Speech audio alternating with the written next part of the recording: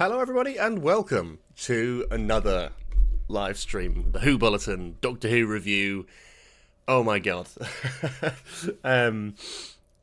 These 8 o'clock, 9 o'clock streams are becoming, like, 2 weeks in, I'm already like, oh, I'm tired.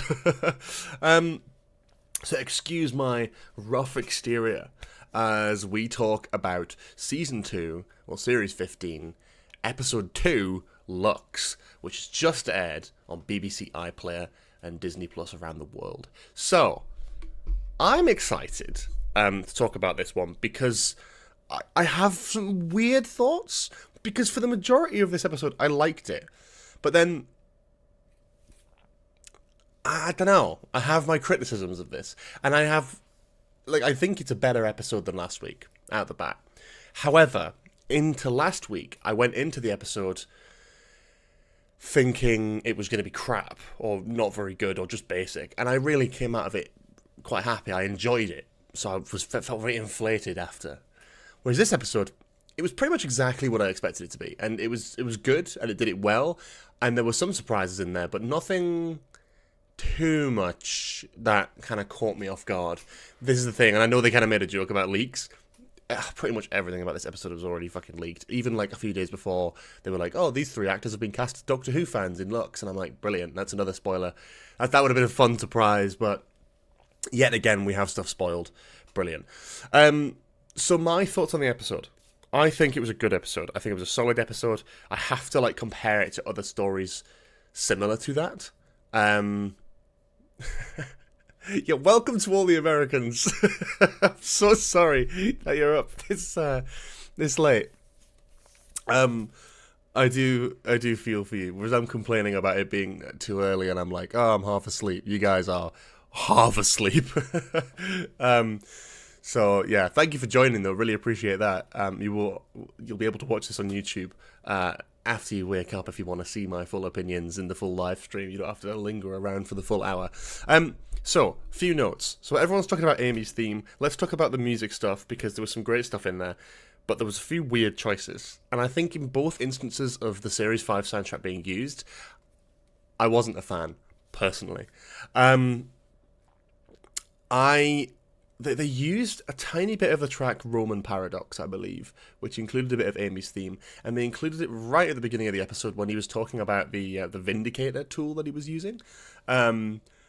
And it was very out of place. Like, it was a quick, like, 3-second little part of that track, and then mixed with new music. And I was like, this is very strange. It was just a strange choice. It was a strange choice because it didn't signify anything. And then, when you get the Doctor Who fan scene, which we will talk about probably extensively, they play Sad Man in a Box, which is a phenomenal track. I think it killed it for me a little bit. Like, I think it's trying to drive emotion for me that wasn't there. And I think when that track was originally used, there is emotion there. And I feel like with this scene, it was more, again, we'll talk about the Doctor Who fan scene because it's a great scene. I love and hate it at the same time, and we'll talk about that because I'm sure that's going to be probably the most controversial bit of this episode. The majority of the episode being almost like a similar thread to the Giggle Devil's Cord, not so much Empire of Death, but it is a god harbinger kind of thing. Yeah, I was glad the harbinger tended to just be the thing outside the cinema. That was sort of the best bit, that they didn't sort of linger on too much with the whole harbinger thing. Quite like that they were just very much matter of fact, like, yep, this is a god of light, Lux, and he is a cartoon, and this is how he works, and this is what he wants, and he's just a villain. Yeah, that worked. I was worried going into it, knowing about the harbinger stuff, knowing that he's probably going to be some sort of villain. I didn't know if Lux would be the harbinger of another god, or whether he would be the god, and I'm happy with it. I enjoyed it. I thought that was fun. They didn't linger on too much with those elements. I feel like they made more of a big deal of it when they did the Devil's Cord. That being said, I think I prefer the Devil's Cord as an episode, so it's kind of hard to compare. It wasn't as similar as I thought it would be, thankfully, because I was a bit worried it would be too similar for like an episode 2 of the series. For me, I liked the idea of the character. I thought it was phenomenally animated and composited into the scene. Everything to do with the animation style of Lux was incredible. Like the budget, the team that went into that, like there was clearly a lot of effort and time and thought that went into it. Even the style, like even when he was standing there, it's like it's almost still like he's being animated on like film, where there's just a little bit of like choppiness, and it was very, very good. It was very, very, very good. I loved how that was done, and especially when he's stealing the Doctor's regeneration energy, he kind of like just getting more and more realistic and like photoreal. It reminded me of those old like Photoshop edits that people did where they took like SpongeBob and then turned it into like what it would look like if it was like photoreal, and it's terrifying, and it worked brilliantly for this episode. It looked incredible. It's some of the best CGI work I think or compositing I've seen Doctor Who do ever, full stop. Was super impressed with that. Loved the animated sequence. Didn't so much love the sequence of them in the film, but enjoyed the animated part of it. So, for me, like, the whole episode I enjoyed. I think they dealt with the whole segregation and race subject matter really well. They touched upon it quite a few times, and didn't shy away from it, which I thought is very important. You know, we've got our first main numbered black actor to play the Doctor, and our first TARDIS team that doesn't have any white people in it, which is great, and is just a great sign of the sort of the modern world and the modern show. I love that where we have that, and it's a shame that it's the first time that that's ever happened, but I'm glad we've got that, and I'm glad that we're using this sort of story by going, even though it's about cinema and a god of light and a cartoon in the 1950s, it is still very aware of 1950s America. You need to address stuff like segregation, because it's true. And I did actually quite like the little moment where the Doctor is like, you know, sometimes I will like, I can't remember what it was, like I will like topple worlds or something, but sometimes you have to wait for people to topple it themselves. I like that. I do like that, because you can't just have it. The thing is, it does explain. It's like the whole thing about injustice and all that sort of thing. If the Doctor's around, why didn't he stop injustice and racism a lot earlier on? Do you know what I mean? But I thought that was brilliant. The stuff in the diner was really well done. I liked a lot of it, to be honest. I think there was not much of it that I can criticise in terms of like enjoyment. Like, I did have a stupid grin on my face the whole time. I thought Lux was a great villain. Alan Cumming was absolutely fantastic as the villain of this episode. It's one of those like all-timer Doctor Who monsters that I actually would love. I don't love to see come back, actually, but it's one that I will look back on and be like, that was a good one-off monster. Do you know what I mean? And these gods, these pantheon gods, are really interesting to keep seeing crop up. I was kind of critical of them doing another sort of pantheon god episode so early in this season, but I have to say I did enjoy it, and I am starting to really kind of vibe with that. I just wish we'd leave it longer. Like, it'd be nice to see in a couple years' time we'd do another one, especially since last time it was also a historical episode where that happened. So it did have some similar threads to the Devil's Cord, despite not being, you know, note by note exactly the same. They did play multiple 11th Doctor era songs. I sort of mentioned this towards the beginning of the stream. They played a slight little chunk of the track Roman Paradox at the beginning, which was completely out of place and very weird. And then they played Sad Man in a Box for the scene with the Doctor Who fans. I think, can we talk about the Doctor Who fan bit before? Because I'm reading all your guys' chats and there's a lot of different thoughts going on. We'll read through your guys' thoughts and I'll ask you your guys' opinions in just a minute. But I'm going to just kind of waffle, which is sort of for the minute.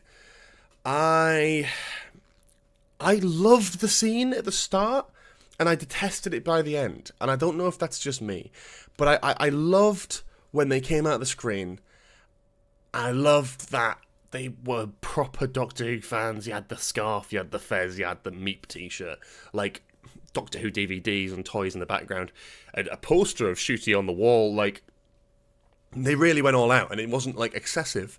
It was actually really, like, the set dressing was actually very good, because I'm sat there in the morning with a cup of tea watching Doctor Who. So it was really it was cool because you could tell it was the same for them. Again, they're very aware of, like, the UK time zone. When are people watching this? Doctor Who fans, they're going to be watching it at 8 in the morning with a cup of tea. And that's exactly what I was doing. So considering I was sat there on the sofa with a cup of tea watching Doctor Who, seeing other Doctor Who fans in the world with a cup of tea was kind of a fun thing. I love the jokes. I thought the humorous side of it was excellent.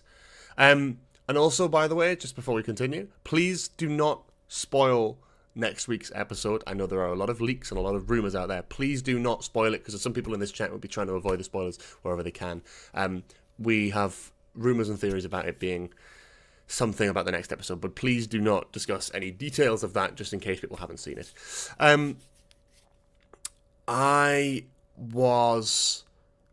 The Doctor Who fan scene. I love the jokes. I love the whole thing. I absolutely, and it's very rare for me at a Doctor Who episode to cackle with laughter. Like, I do enjoy Doctor Who, yes, but the humour never tends to get me. When she was like, oh my god, yeah, like, oh, we knew this was going to happen because it leaked online. Or what was that? I can't remember what that was in relation to. Was that in relation to them coming out of the TV or something? But either way, a lot of this episode was fucking leaked online. A lot of next week is leaked online. A lot of, well, not much of the finale, but there's a lot of theories out there about that, and there's a lot of stuff over this era so far has leaked online. It's great to see Russell taking the piss out of that, because his era has been plagued with leaks. So having a bit of a twist on that and going, it was leaked online already, that really made me laugh. I also love that when they were like, so all of my adventures, you've watched it on TV. Like, the Doctor just embraced that and loved that. And he was like, what's your favourite story? And they all said Blink. And they were like, I don't know. It's just such a typical fucking Doctor Who fan thing, isn't it? It's like the most, like, go-to episode of Doctor Who for people to say is their favourite, Blink. It would have been nice for one of them to say Heaven Sent, because that is also another one that gets picked up a lot. And I love both those episodes, but it is like, that is funny. That was funny. It was meta. It was daft. But I think that's exactly the kind of brave visions that we need in Doctor Who. I think we need that.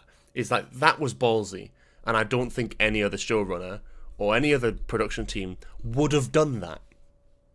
They wouldn't have done that. It's far too out there. But again, and I don't love, like, Rick and Morty, for example, but it takes a page out of their book where it's like sci-fi show that is incredibly meta and just does not take itself too seriously. And I think that's what that was. Doctor Who is a long-running show. You should be able to make jabs like that and it work. My problem was that they made it really, like, they tried to ramp up, like, the emotion, and if that works and it lands for you and that got you, great. Like, that's exactly what it was intending to do. For me, I was just like, I literally was like, I picked up my phone and I was like, come on. Like, this is just the jokes, the humorous side of, oh my god, we've landed in, like, a real world, and they're talking to Doctor Who fans, and they've got DVDs in the background, and they're talking about their favourite story, they're talking about Blink. I was hoping for a Weeping Angel name drop, but they lingered too long there, where it felt like, and just hear me out, you've got this whole story about the cinema, the people going missing, 1950s Miami, the god of light, and then suddenly we just slam the brakes on for like a good 5-minute segment to go, let's talk to some Doctor Who fans. And like when it's funny, it's good, but when they're trying to ramp the emotion up, it's like, but then this doesn't work. I think it works because it's like within the context of the story, going. Within the context of the story, going, well, Mr. Ringerding is creating fictional realities out of film. That works really well because then you can kind of turn a blind eye to this. This isn't about seeing Doctor Who fans. This is sort of, I don't know. I think it was very much like, because they had the scene before with the police officer in the wrong uniform and the Doctor calling it out. Like, it felt real, it looked real, but it was an illusion from Lux. So was the Doctor Who fan bit. That was also an illusion. It wasn't real. These people weren't real, right? But it was very meta and very clever, yes. But I think when they try and ramp the emotion up and then start playing Sad Man in a Box, I was a little bit like, yeah. I love that track, but it was just like, you're never going to have the same emotion that you had when you like actually originally used that in the show in The Big Bang. Don't get me wrong, not a criticism. Love Murray Gold's music, and I think putting some older Doctor Who music in that scene with the fans is perfect. But I just think it was slightly ramping up the emotion more than needed, and it felt like this was completely disconnected from the story. Like, I understand as a quick joke, it makes complete sense. But I would have liked to see some more time where it's like, okay, they're coming out of the screen and they're seeing Doctor Who fans, or they're in a reality that's created by Lux. I would love to have seen, like, them play with the cinema concept more. I would like to have seen them in like a black and white war film. I would like to have seen them in a comedy. I would like to see. Do you remember the promo teasers for season 2 when they were like in the background of like EastEnders, and in the background of like Gladiators, and the background of like The Apprentice, and they just kind of composited them in. It would be really cool to see like a film version of that. They could have got some really old films that are all public domain. They could have used them. They could have just put them in the background, the Doctor and Belinda, and done some fun stuff with that. But instead, a lot of the time they were in the film, they were in a sort of replication of the cinema, which was like a what would you even call it? Like a ruse from Lux. And then you were in like a Doctor Who fan's living room. But I kind of wish they'd spent more time with the cinema concept and being in different films. Look at all those film reels that they had. And they could have done anything, you know, from the 50s. A black and white film, a different, like, they obviously did the cartoon thing, which I thought was brilliant. I loved that. Very clever, very breaking that kind of down. Would have loved that to have been a surprise, personally. But I understand they put it in the trailers. It's all good. I liked the Doctor Who fan stuff, but I just think it went on for too long, to be honest. Character-wise, though, yeah, I think the Doctor was great. Ncuti was fantastic as the Doctor in this episode, and I think Belinda was excellent. I'm really enjoying Belinda as a companion, way more than I enjoyed Ruby initially, and that's not a bad thing about Ruby.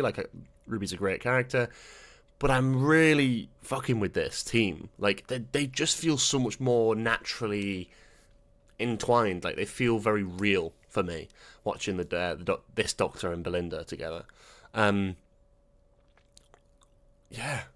I loved it. I was really impressed. I genuinely was. I'm trying to think of what else to say about it. But yeah, drop your opinions in the chat. Would love to have a read through. I haven't talked to you guys properly yet. So, what did you think of the episode? And then beyond that, do you have any questions for me? What did I think of a specific scene? Because I'm trying to go through everything in my mind now.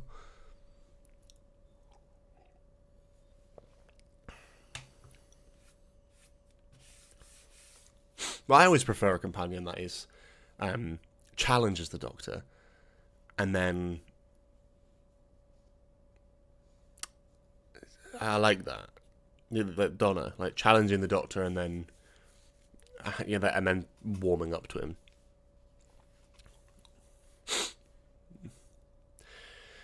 him. Yeah, I like that. I did not like the overly meta moment at first, but I'd never felt more relieved when they said they're not real. Yeah, I think we knew that was going to be, yeah.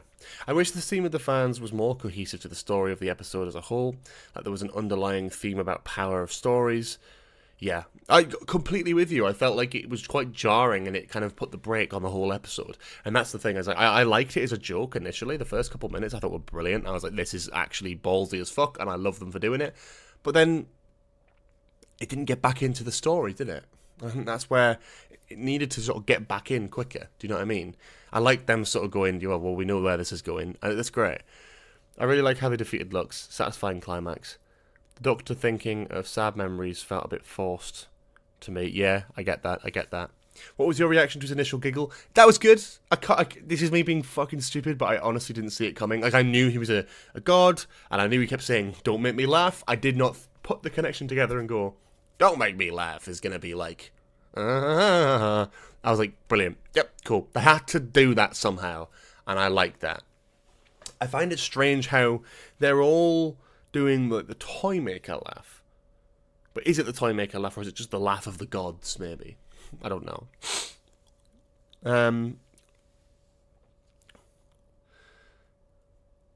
I don't know. I feel like elements of this era just feel forced. Emotional beats, it's like they know they need to hit them. Yeah, I felt like that with the Doctor Who fan bit, when they're sort of like, we're going to die. Oh, like, you know, it's okay. We you know, and it's just like, oh, Christ. But like, why are we giving the emotional moment to these very brief characters? The visuals were really creepy. Like him dancing with his wife. She was a back and forth. Oh, yeah, let's talk about that. The thing with the wife I thought was brilliant. When they first revealed that, and he's using this old film of, like, his wife. Brilliant. Yeah. I really, really liked that. I absolutely loved it. I thought that was a really clever little moment. Using, again, a way of using film and a way of using grief to sort of spin it. Felt a little bit like, it felt a little bit like, The Idiot's Lantern? Like The Wire, do you not think? Where it's like stealing people's faces? It was like stealing people. And I don't know whether it would have worked better as that. Because that was very similar, Idiot's Lantern, actually, to this episode. This was better. But I think the concept was interesting, where you can kind of... It put them all in frames of film instead of putting them in TVs. It was manipulating a grieving man, a grieving unsuccessful man. He was very lonely, and in the end ends up sacrificing himself to kill the thing that manipulated him. It was very Idiot's Lantern coded, actually, but somehow a lot better.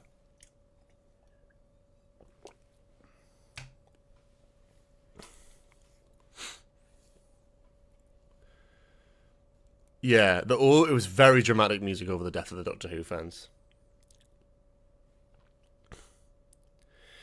Yeah, the 100%. Yeah, the fan scene should have just been a little joke and a cheeky nod to the actual fans. Emotion was not needed. 100%. 100%.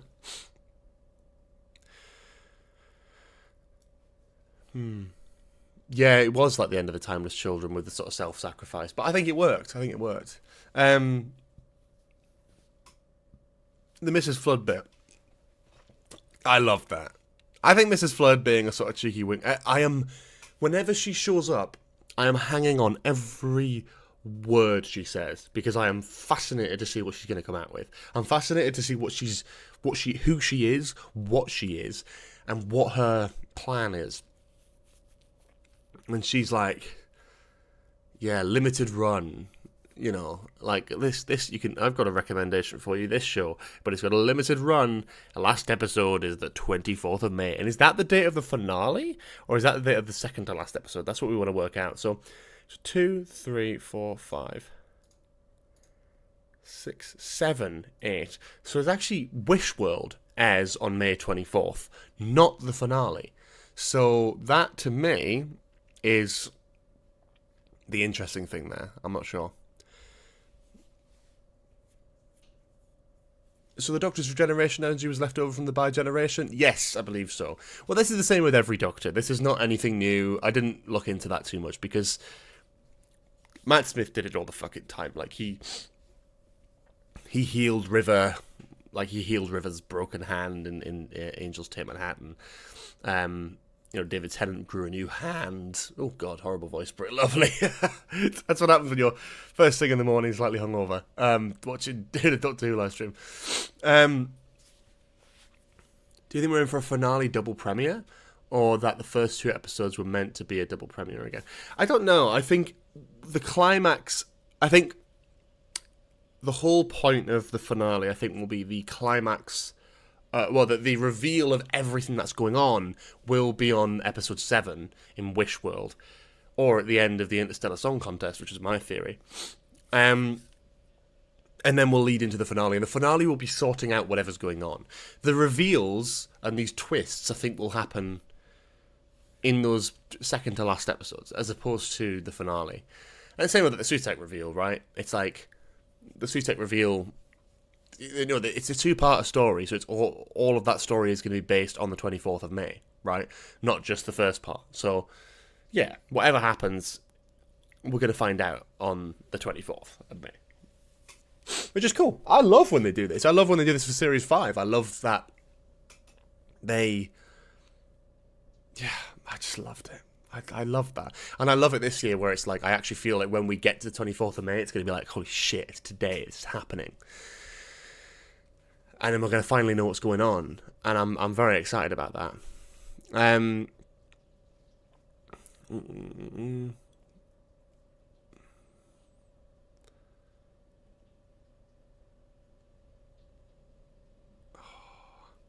to look through Twitter as well and see what's going on. Such a bad episode. It's very interesting to see, like, a lot of people like it, a lot of people don't like it, and that's fair enough. I do think about the TV show theory, though. I do think about that. I do think about that now, because that was the big theory, is like he's going to be inside a TV show. Mrs. Flood talking about a limited run. I don't know, I'm sort of feeling that meta energy a little bit. Don't mind it, but I think the Doctor Who fan bit worked as a joke and a quick fun wink and nudge to the camera and to the audience. But beyond that, I think when it lingered a bit too long, it was like, we can do. No spoilers for the future episodes. Yeah. Yeah.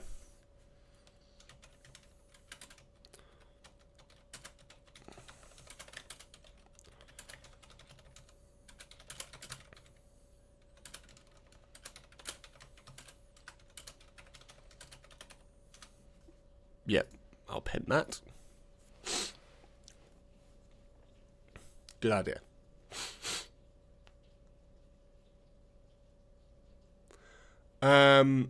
I think I'm trying to think how I feel about this. I don't know if I prefer it to last week. I think I probably do. It's a lot more fun, a lot more meta. It's always that thing where it's like, well, with one scene can ruin it for you, though. And I think it's the same thing with the Devil's Cord, where it's like, I think the Devil's Cord is immaculate. I think it's brilliant. But the fucking twist at the end bit, I think, brings it down like a whole score. And I think that's such a shame, because the whole episode is brilliant, I think, up until that point. And honestly, maybe a better episode than this. I do prefer Devil's Cord. And I think it's unfair to compare them in a way, but they have similarities. They are very similar episodes, and they're good. They're both good in their own way. They both have different positives and different negatives, but I did prefer the Devil's Cord to this, to be honest.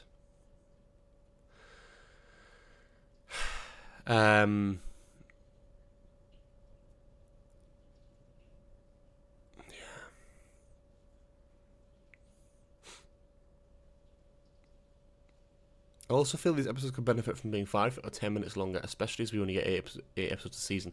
I completely agree. I felt like it ended so abruptly, like they were trying to fill like a time slot. Like when Mrs. Flood said that last line, it didn't like linger at all. There should have been like a sting of music. It should have lingered as she looked into the camera. But no, as soon as she finished talking, it cut straight to the credits. There was no time at all. Really strange. Devil's Cord is awful. No idea how anyone likes it. I do. I think it's cinematically quite clever. I think you've got the scene in the cafe when, like, you've got Maestro looking through all the reflections, almost Pennywise, like kind of overlooking the slow motion of the spoon dropping. There's a lot of creative stuff there. I love the scene where the Doctor almost like silences out the rest of the world, and you've got this sort of moment where there's no sound at all. There's like the bit with the diegetic music I thought was really clever. The music battle towards the end, the idea of like the forbidden chord.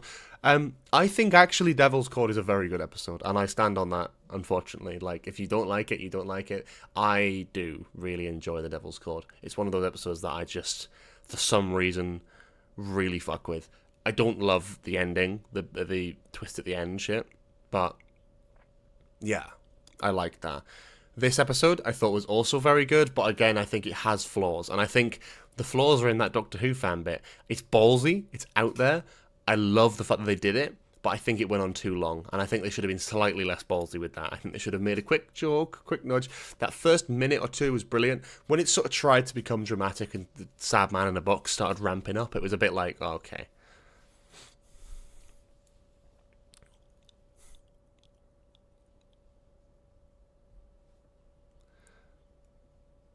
And it's a very, very simplistic way of summing up a story, because you could sum up any Doctor Who story in like one sentence and make it sound crap.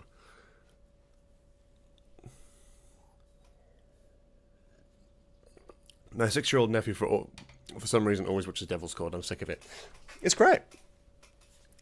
It's honestly, it's a great episode, and that's what it's for. Do you know what I mean? As a kid, there's certain episodes I would have loved. I would have loved Space Babies as a kid. When I was dead young, I would have loved Space Babies. That would have been exactly the kind of Doctor Who episode I would just linger on for some reason. Because it's daft and it's stupid and it's fun and it's childish. So it's like, yeah. Yeah, no, I know it's a joke. Still good. I thought the Devil's Chord was alright. I hated the implications of Ruby had been travelling with the Doctor for months, which kind of soured the story for me. Should have definitely been later in the season. 100%. So that's what I'm saying. It's like a great story, but affected by little things. And those little things really linger. And for me, Lux is one of those episodes. I think it was good, but I didn't think it was as good as like Devil's Chord, in my opinion. But I did love this episode, and I love the creativity that went into the animation. It definitely felt higher budget. This is not something Doctor Who could have done years ago. Even in Jodie's era, I don't think they could have done this. That is Disney money right there. Like, especially when he became like photoreal, I was thinking, wow, we have got budget here, because that is hard to do. It's not just hard to animate these characters, but it's hard to have them in a real world and it look good. Like, it was very cleverly mixed in. It looked real. It was brilliant. I'm really impressed with that.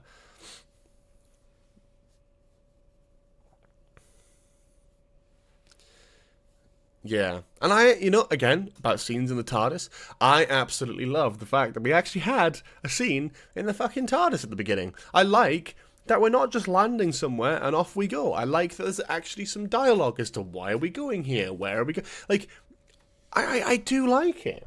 I don't know if the next episode is going to start in the TARDIS. I hope it does. I hope they have a reason for going to this planet. I think that always needs to be the case with Belinda, because she's trying to get home. There needs to be a reason as to why she would go somewhere. Do you know what I mean? And it's the same with the Doctor. So the Doctor was happy to just pop out the TARDIS. She's like, you can stay here, I'll just pop out and get this sorted. And she was actually a bit like, I don't know, I kind of want to see the 1950s. I kind of want to step out these doors. I kind of want to see this. And I get that, and that's brilliant, and I love that element. I think for next week, we need more of that. And my biggest criticism of the previous season is we didn't get enough time of the Doctor and Companion together. And that's true. I think the Doctor and Belinda have had a lot more conversations and a lot more one-on-one chats than the Doctor and Ruby had by episode 2. Like, Space Babies was very running around, very busy. I thought the Devil's Chord was also the same, very much. As soon as, like, Maestro popped up in the Devil's Chord, it was very, like, the Doctor kind of, like, shunted Ruby aside and was like, I am going to fight you now. And the same thing kind of happened with Lux, but Belinda was still very involved. Like, Belinda was the one that saved the day, almost, with the film and all that sort of thing, getting that ready. Obviously, the guy sacrificed himself, but she went out of her way to save the Doctor. It was the Doctor who was strung up, not the Companion. And I think that was the difference to the Devil's Code, where it was Ruby who was strung up and it was the Doctor who saved the day, because of course the Doctor saved the day, but this was different, and I liked that. It felt like Belinda's being given more to do, and Belinda is, I guess in my eyes, more of an interesting companion, and a more interesting character, especially for this Doctor, and that's absolutely fair enough. It's no criticism on Ruby, it's no criticism at all on Millie Gibson, who did an amazing job with Ruby, and I'm very excited to see her standalone episode and how she works into this series as well. But for me, I think this season is stronger so far and more enjoyable in my eyes from just the dynamic of the relationship of the two of them. We needed more scenes of the TARDIS last season, and we've already got more scenes of the TARDIS so far this year. The only big scene we had in the TARDIS, like at the beginning of an episode, was in Space Babies last year, I think. Because Devil's Code, you had a little scene, a very brief scene where they get changed and then jump out the TARDIS. Boom, you didn't at all have any scenes in the TARDIS. 73 Yards, no scene in the TARDIS. Dot and Bubble, no scene in the TARDIS. I'm trying to think. Rogue? Yes, but not with Ruby. No scenes with Ruby and the Doctor in the TARDIS. And then Legend of Ruby Sunday? Nope. And then Empire of Death, yes, at the end. There wasn't many scenes with Ruby and the Doctor in the TARDIS, and already we've got a great one from the Robot Revolution with Belinda and the Doctor, and we've got a great one with Belinda as well at the beginning of this episode. We've got two good, strong scenes of them in the TARDIS together, and that's always what we want, is a little bit of that.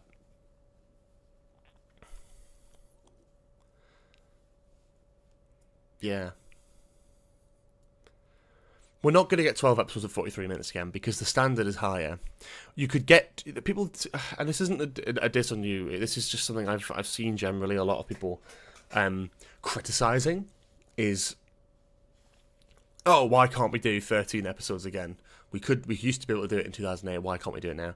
Because if you watch 2007, 2008 Doctor Who, it looks like crap. Like it does. It's very well made for the time, but it is filmed on cameras that were available at the time, like videotape film. Like, just look at series 1 of Doctor Who. It looks like someone's put fucking Vaseline on the lens.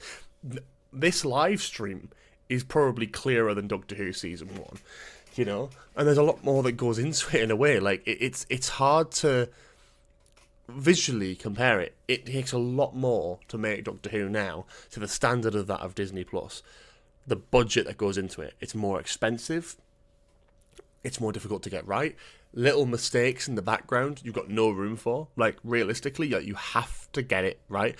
I loved how Doctor Who looked. And I think if Doctor Who, for me, Doctor Who would be perfect now if it was shot like a soap. Like a Coronation Street or EastEnders.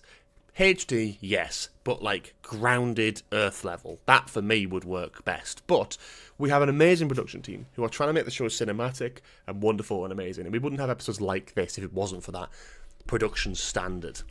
So yeah, for me that was amazing.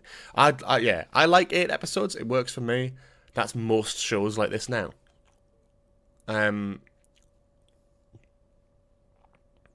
Yeah. I think most shows go to like 8 episodes nowadays. Limited runs like that, I think, are the norm. And yeah, you can't do 12, 13 episodes nowadays at this standard. It takes too long. And you could have, but you'd have to wait 2 years between each season. For now, you need it almost like 8 episodes polished up. Don't get me wrong, a few years ago, if you told me we were only going to get 8 episodes a series, I would have been like, for fuck's sake, that's ridiculous. I was disappointed when Jodie's Era went down to 10. Even then, I was like, oh, I wish we had 12. But 10 worked. 10, to me, felt like a stronger series. But you remove the filler, and it works. I don't think there have been any episodes where I'm like, this is filler, this is crap, this is shit. Definitely not. I don't think... Like, every episode feels like it has something to say. Every episode feels like it has a place in the story. 10 episodes is probably the ideal for me. But I understand why they can't, and I understand why they don't. We're not even at the anniversary of season 1 yet. So within a year, within 1 year period, we've actually had 8, 9, 10, 11 episodes so far. I think that's pretty good. Now, obviously, we're not going to get another season next year because they haven't fucking filmed it. But, like, I think we're at a point where we're actually getting a lot of episodes per quality. Per quality? I'm reading out comments again. Per year. Yeah, we're talking about quality because it's about people saying why can't we have 13 episodes a series now? Because when they were making 13 episodes of series in 2007, 2008, it was at a completely different quality and a completely different time and a completely different production. I think, for me, that's my favourite era of Doctor Who because I grew up with it. The nostalgia is there, and that probably blinds me a little bit. But I think the stories are great. I do think it's fantastic when it looks like that. However, you can't make it like that now. There's no way of making it look like that now, realistically, and trying to sell it like a new show. And when you make things like we make them in the modern day, especially the state of the industry, we're not taking that into account. There are so many cuts in so many different areas, and there is not as much TV or film going around that isn't run by big productions. The biggest TV shows and films and all that sort of thing now are coming from these big studios, Disney mainly. We're very lucky to still have Doctor Who on the air at this point, and I'm hopeful for the future, but I think like you can't be expecting more than what we're getting now, because it's just, I mean, we're getting a spin-off. That's the most amazing thing to me. I can't believe we're getting a spin-off series, The War Between the Land and the Sea, which is filmed and it's made. That gives me hope, where it's like, oh my god, we've actually got a spin-off coming, and that might be the last thing for Doctor Who for a little while. I don't know, but yeah, I don't know why we got very sidetracked there. I believe 8 episodes can work, but the issue is the format of last season. 100%. That's the format didn't lend itself too well to that, and I think they rush it. I'd love 50-minute episodes. I'd love hour-long episodes. That would be the ideal for me. Don't know why we can't hit that, and why we have to keep doing like 43, 45 minutes is getting a bit annoying in my eyes. I love Doctor Who, but it does feel like you're wrapping it up too quickly sometimes.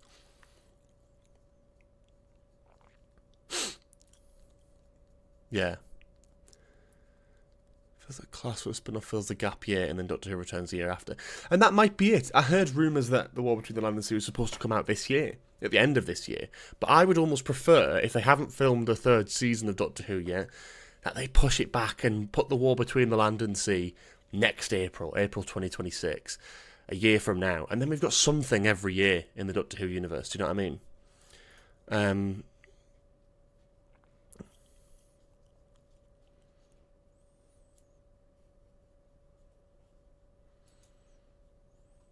Yeah. I thought it was very good. I thought it was very, very good. That's my review. I think I've talked about everything in that. I did see the post-credit scene. Again, I liked it. Fun, daft. Clever way of harking back to that a little bit, but yeah. Would have liked to have seen a different way of doing that, but I'm not, I don't hate it. I don't hate it. Yeah, I hope we get a Christmas special. That would be good. 5 out of 10. I think that's harsh. I think for me, I'd probably say it's about a 7. I think it's probably, for me, it's about the same as the Robot Revolution, in my eyes, where it's like, I was expecting less from the Robot Revolution, and I was very impressed. Whereas this was exactly what I expected. So, this is my thought coming out of the episode.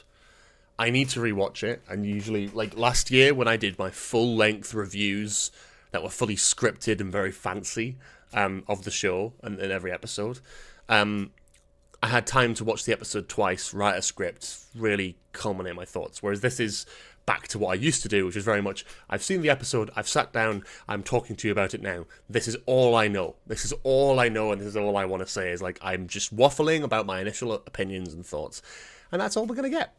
We will do the Hoodle, because we love doing a Hoodle here on the Who Bulletin. The Hoodle is a little game that you may have seen a few other YouTubers play,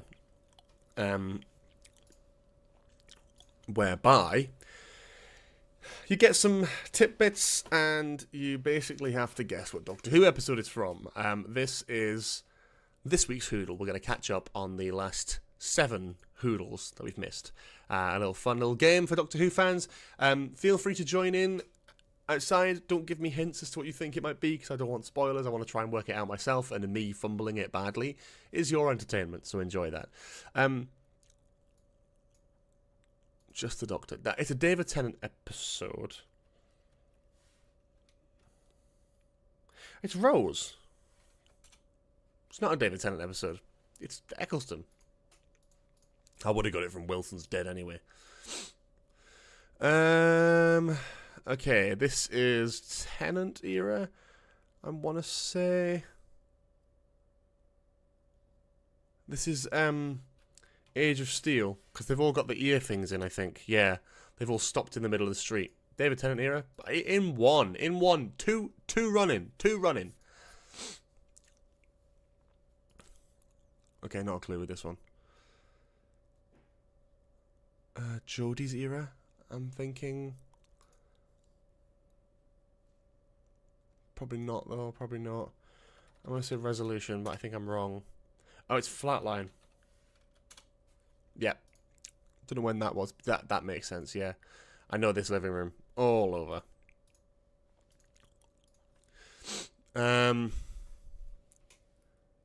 Halloween Apocalypse? No! No, it's Boom. Yeah. It's Boom. Gotta love Boom. That was a great episode. That was like the volume episode, wasn't it, where they had the surround set. Brilliant. Really clever. Fantastic. Yeah. Fleet Estate Centre. I'm thinking Zygon Invasion. Oh, come on, man. I'm cooking today. I'll look forward to watching your review later, Ivy. Have a nice one. See you later. Get some sleep. Jesus Christ. Nice. Okay. 2 more. Definitely older. I like a lantern. I want to say Dr. Dances, but I'm probably wrong. Yeah. Soul 3. Oh, I remember this. I do remember this. It's been a while since I've watched it, but that's Earth. Extinction imminent.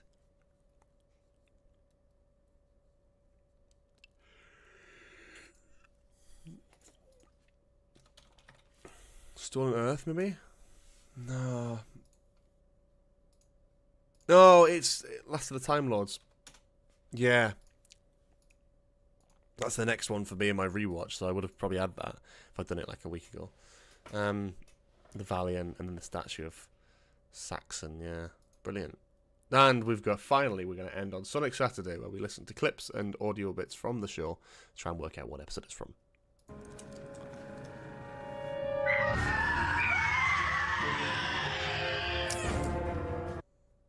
Hang on. I do know that.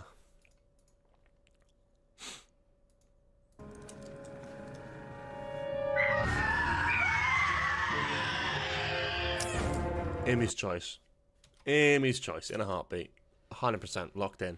It's the sound of the old granny monster things, and the sting, the music sting is like... It's Matt Smith coded, but it's very much that episode with the sort of backwards... It's like a piano playing, but in reverse, and they used it in Amy's Choice quite a lot to signify the dream shit. It's very good. Looking for motion blur, pixelation, it could be a computer simulation. I don't think so, though. Yeah, even that.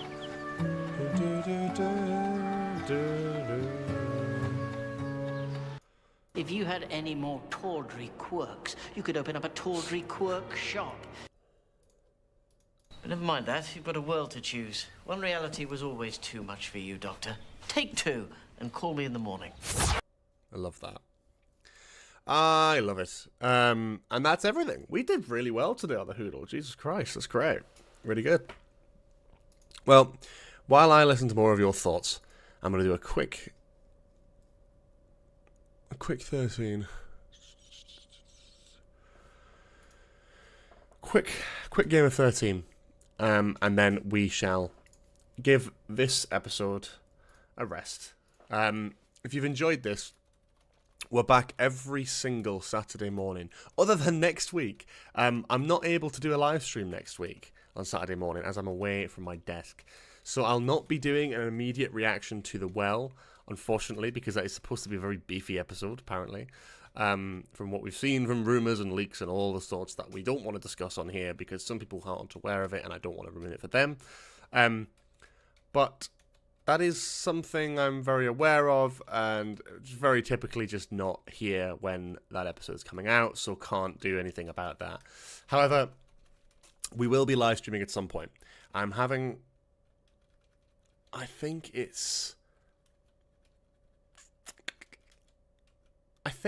we should do a live stream on the Tuesday again. Go back to the norm, do you know what I mean? Or either the Tuesday or the Monday evening, but I will let you know. I haven't set it up yet, I haven't planned it yet, but when it is planned, the live stream, it will be on this channel in advance. You can click on it and put your notifications on and all that sort of lovely stuff. Well, that's fine. Next week you will probably be able to attend. I'm going to watch the episode when it drops, but I'm not going to be able to do anything about it. But I'll probably do like a little quick review on Twitter or something, or like just do like a little rambling initial thoughts, and then I'll have a chance to rewatch it and then get back into it. I have a feeling that I may have to defend this episode because I think I'm going to like it, and I think some people probably won't. And I don't think there's anything wrong with that. If it is a sequel to an older episode, with a specific older episode in mind, if it is, I'm fucking excited about that because I think that they could do it. And I think it's well within Russell's right to write a sequel to one of his own stories. I think that's absolutely fair enough. And I'm excited about that. I don't know, there's part of me I'm like really gassed up about that. I think that could be really fun. And something this era hasn't done yet, really, other than maybe Pyramids of Mars. Like a sequel to, that being Empire of Death, obviously. I don't know. I like the idea of it. It's a good way of keeping old ideas fresh. But yeah, I'm excited. I don't know what the episode's going to be, but I am excited for whatever it ends up being. But let's not talk about exactly what that could be. Let's not theorize. But if it is, I don't care. Like, I am excited about that. That could be cool. I like the idea of utilizing things that have worked in the show before and trying to sort of tell a new story around that. We've had episodes similar to this. We'll just see what it is. If it's the rumoured thing that it is rumoured that we're not going to talk about, then this episode looks very different to the original episode. So that's cool. I like that we go from Alien to Aliens. Do you know what I mean? Like the Alien sequel to the film Alien was very different to the original film. And that's a good part of that. That's probably one of the best things about the film is that it's so different. So we'll see. We'll see. We certainly will see.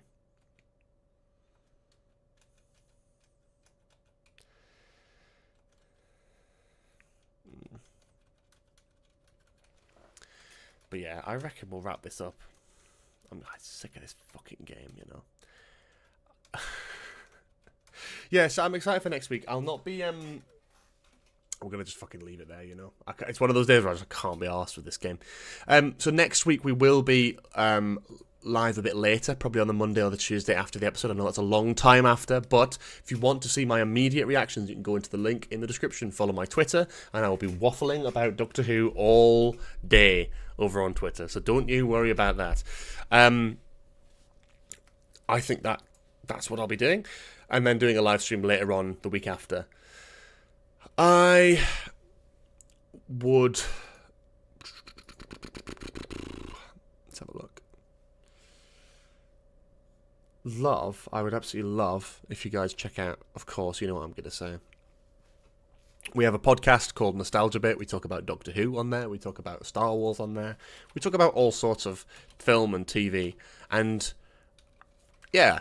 We do it every single Thursday. There's a brand new episode every single Thursday. And it's a good time to be a fan of Nostalgia Bit because it's Doctor Who season and it's Star Wars season with May the 4th around the corner and a new season of Andor. So this is the channel. You can go and subscribe to it. We've got almost 60 episodes. We've got our 60th episode this week. It's available on Spotify. It's available on Amazon. It's available on Apple. It's also available here on YouTube. So go and check it out. The link is in the description. Go and click the link. Go and check it out. And I don't know if you saw as well, we did have 2 brand new soundtracks, which I don't want to talk too much about because they're already on the channel. The Reality War and 15's Theme. Now, these aren't just rips from anything. They're not rips from episodes. They're not rips from concerts. Murray Gold genuinely went on the fucking radio the other day and released or featured 2 tracks. 15's theme from Joy to the World at the beginning, and a track called The Reality War, which has been used in Space Babies, but it is called The Reality War. So I'm very interested to what these 2 tracks are. It's been talked about extensively what they are, but they are official. They are mixes. They're not from the episode, like mixes. They're not like... They're cut. They're individual tracks. They are full tracks, beginning, middle, and end. Completely mixed, completely newly recorded, and basically released on the radio. So what is this? Is this a sign of things to come? Is this a sign that we might actually get a soundtrack release from Murray Gold for the first time in almost fucking 8 years? That would be insane. I would be over the moon if we get some sort of soundtrack. In my opinion, I think we will get a season 1 and 2 joint soundtrack like we got way back in 2006, 2007. That's my theory. But if these are, the thing is, the whole thing with album mixes, before we wrap up, the whole thing with that is you need, when you're making like music for the show, you score the episode, right? You score it with a soundtrack and you watch the episode and you kind of put it together like that. And then if you want to release them as a soundtrack, you have to re-record them. You have to re-record them and you have to compose the individual tracks. You have to work out what's what, you know what I mean? Like you can't just, when you do an episode, you're not, for the first time, you're not going, that's this theme, that's this, you know, it's not tracks that you'd find on Spotify that have been dragged onto an episode. It's a separate thing. So Murray's thing has been, he never has the time to go back and re-record these tracks officially, you know? You can put compositions together, but I will point out, over the last 2 years, despite the fact that he's never fucking released anything or never confirmed anything about releasing anything, we have had the Doctor Who 60th anniversary concert, at which we heard, for the first time ever as an official track, the theme at the end of Twice Upon a Time, where the Twice Upon a Time thing, where oh my god, it's the first Doctor of generating music. That was released kind of for the first time as like a track, never been talked about before. It had an official title of the track, which is crazy. And then the 60th anniversary, and the Doctor Who proms last year, of course. As I uploaded on my channel, these are rips from the concert, right? But they are actual suites that have been composed together. This isn't like... It hasn't mishmashed it. These are actual suites. There's a Doctor's theme. There's obviously the main theme. But they had an actual anniversary suite. They had a 73 Yards and Fine Time suite. A Rogue and Space Babies suite. A Legend of Ruby Sunday suite. So there are pieces of music that have been composed, and now we've got 15's theme from Joy to the World and The Reality War as 2 individual tracks which have been recorded in a studio to be released on the radio. I wouldn't be surprised if after season 2 we do get some sort of confirmation about an album. I will be baffled if after releasing these on the radio as actual newly recorded tracks, not rips from the episode, not a concert piece, that we actually get an official release of some Doctor Who stuff. I genuinely think we might. And if you want to listen to these themes, of course, I've uploaded them on YouTube, as I always do. I like to find a place for them, and yes, I'm putting them out there so people can see them. No, they're not monetized. I'm not trying to make money off it. Genuinely just want to put it in a nice place where it looks like a bit of album cover, and it is there, and people can listen to it. And if you want to download that and you want to do your own thing with it and put it on your own computer and all that sort of thing, you're more than welcome to. But yeah, so those videos are there to check out. Got a podcast, which is linked in the description below. We'll be back every other week with a brand new live stream on Saturday morning after Doctor Who airs, other than next week, obviously, as I've mentioned. So if you do enjoy these, please do subscribe, get your notifications on for more, and next week we'll be back a little bit later, but you can also check out my review for The Robot Revolution, which aired on the channel last week, and I think is linked somewhere. Doesn't look like it's on the channel, which is very interesting, but I will check that. Yeah, thank you so much for watching this week. I hope you've had a lovely time, and yeah, we'll see you all later. Subscribe, all that sort of lovely stuff. Bye-bye.